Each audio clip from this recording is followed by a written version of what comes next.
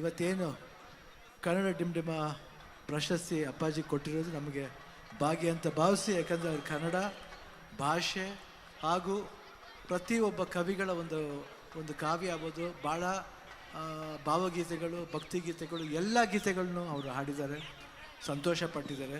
ಅದು ಇವತ್ತು ನಮಗೆ ಕೇಳೋ ಭಾಗ್ಯ ಬಂತು. ಈ ಒಂದು ಏನು ಗಿನ್ನಿಸ್ ರೆಕಾರ್ಡ್ ಮಾಡಿ ಒಂದು 3000 ಮಕ್ಳು ಇವತ್ತು ಆಡಿರೋದು ನೋಡಿದ್ರೆ ಭಾಳ ಹೆಮ್ಮೆ ಅನ್ನಿಸ್ತು, ಭಾಳ ಖುಷಿ ಅನ್ನಿಸ್ತು. ಅದರಲ್ಲಿ ಹೆಣ್ಮಕ್ಳು, ಹೆಂಗಸರು, ಚಿಕ್ಕ ಮಕ್ಕಳು, ವಯಸ್ಸಾದವ್ರು ಇರ್ಬೋದು, ಎಲ್ಲರೂ ಇವತ್ತನ್ನು ಗೀತಾ ಹೇಳ್ತಾ ಇದ್ರು. ಈ ಥರ ಕೆಲವರು ವಯಸ್ಸಾದ್ರು ಕೂತ್ಕೊಂಡು ಭಾಳ ಎಂಜಾಯ್ ಮಾಡ್ಕೊಂಡು ಮಾಡ್ತಿದ್ರು. ಅದು ಸ್ಟಿಲ್ಲು ತಗೊಂಡಿದ್ದಾರೆ ಅವರು.